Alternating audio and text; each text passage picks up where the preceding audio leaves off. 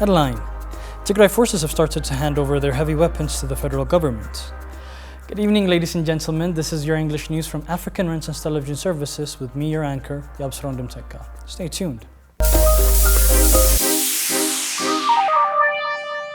Tigray forces have started to hand over their heavy weapons to the federal government. In continuance of the implementation of the Pretoria Peace Agreement and the consecutive Nairobi meetings, Tigray forces have started handing over the heavy weapons in their arsenal to the National Army of Ethiopia. Our reporter has more details. Disarmament of the heavy weapons took place from a garrison base of Agula with the attendance of the EU monitoring team. After the handover, representatives from the Ethiopian National Forces and the Tigray forces gave a press briefing in assuring a peaceful handover and their commitment to continue the implementation of the peace deal. The observation team, comprised of AU and IGAD representatives, also stated the handing over of the heavy weapons was part of the peace agreement to disarm, demobilize, and integrate the forces from Tigray. The team stated the events as a step in the right direction in moving forward to achieving the AU aim of silencing the guns by 2030. Some law enforcement agencies in Ethiopia are enforcing laws that do not exist. This bizarre title comes from police detaining human rights workers for no apparent legal reason. Daniel Tesfaye, Buzaye Wandemu, Barakat Daniel, and Nahum Hussein are individuals who work for the Ethiopian Human Rights Council who were arrested on January 5 in Darshan Bank area south of Addis Ababa while investigating cases of forced eviction. The police accused them of not having the necessary permission to carry out their work.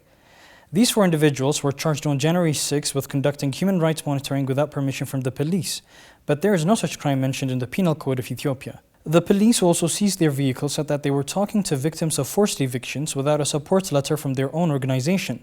They are currently being held at Galan Guda police station.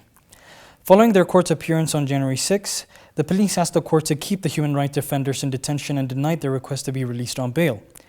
The court granted the police's request to hold them in custody until January 11 today, even though the police were unable to identify a single law that these human rights workers transgressed to justify their arrest. According to the Ethiopian Human Rights Council, the police told the organization that they were not allowed to carry out human rights investigation in the region and that only humanitarian assistance is permitted. Not only is it shameful that the police arrested these individuals for doing their work, the decision from the court, or lack thereof, to immediately release these individuals was truly shocking. Chinese Foreign Minister visits Ethiopia.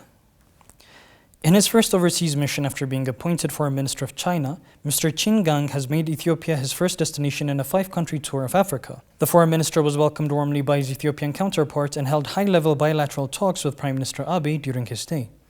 Our reporter has more details.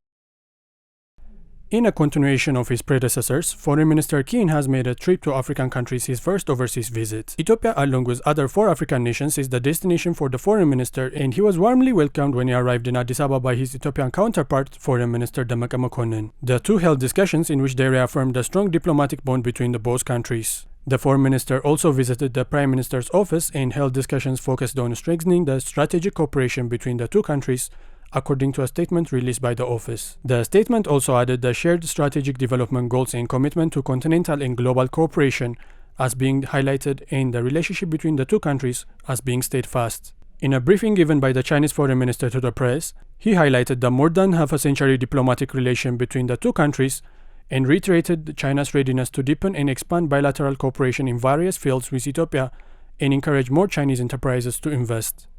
He also congratulated the Ethiopian government and people for the peace agreement and its progress, while stating China always viewed the conflict in Tigray as an internal affair. He has reaffirmed China's government's readiness to help with the reconstruction of the conflicted areas.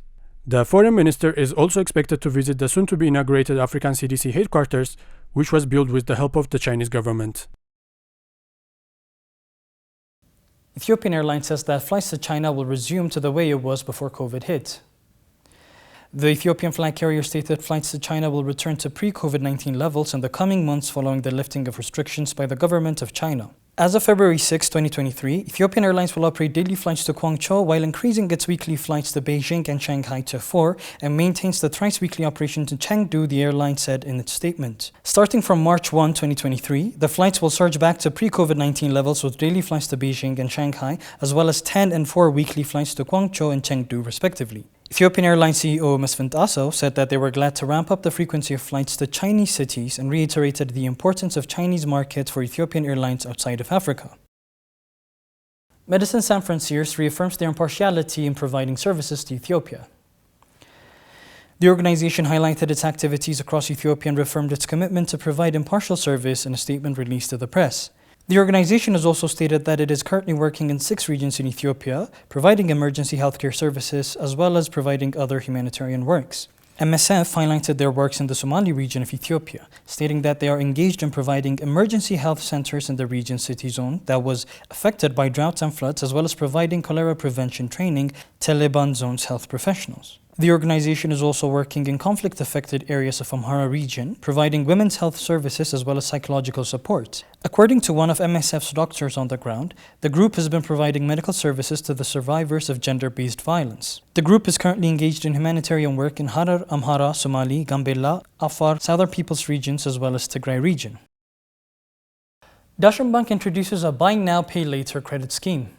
The result of the collaboration between Darshan Bank and Eagle Line Technologies has been launched. The scheme will allow a credit line of up to 700,000 birr with an option to pay increments of 3 or 6 months or up to a year.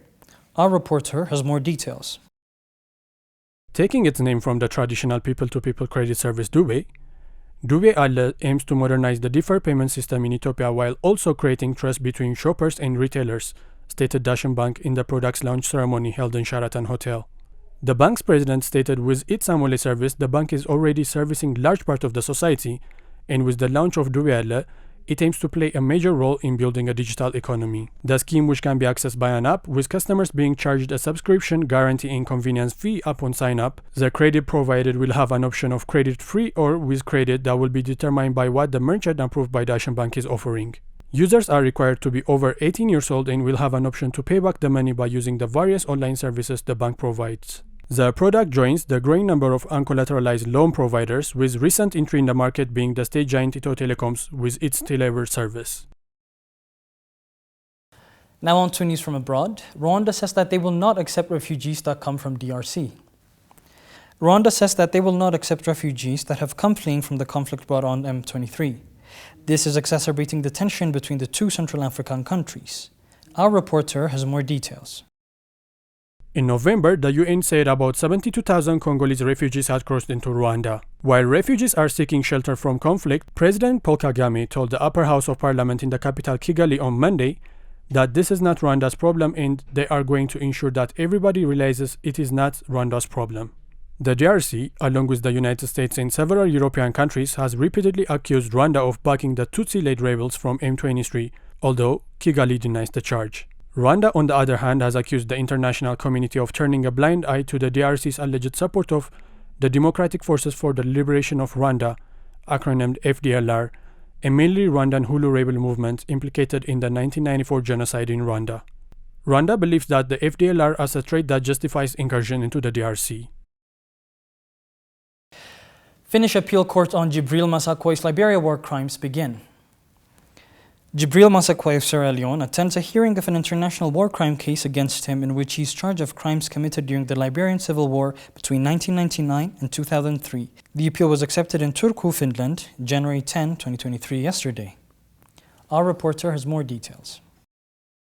The session began on Tuesday with prosecutors arguing that the 53-year-old suspect Jibril Masakoi has committed atrocities such as murder, rape, mutilation of civilians as a top official of the Revolutionary United Front. Jibril has denied all these accusations. Masakoi, who has lived in Finland for many years, was acquitted last year of all charges by a lower Finnish court.